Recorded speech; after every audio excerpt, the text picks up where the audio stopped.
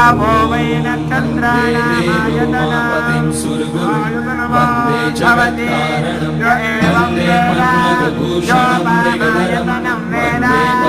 आयतनवान् भवति पर्जन्यो वा अपामायतनम् आयतनवान् भवति पर्जन्यस्यायतनं वेद आयतनवान् भवति आपो वै पर्जन्यस्यायतनम् आयतनवान् भवति। नमस्तेस्तु भगवन् विश्वेश्वराय महादेवाय त्र्यम्बकाय त्रिपुरान्तकाय त्रिकाग्निकालाय कालाग्निरुद्राय नीलकण्ठाय मृत्युञ्जयाय सर्वेश्वराय सदाशिवाय श्रीमान् महादेवाय नमः। ॐ नमः शम्भवाय च मयोभवाय च नमः शङ्कराय च मयस्कराय च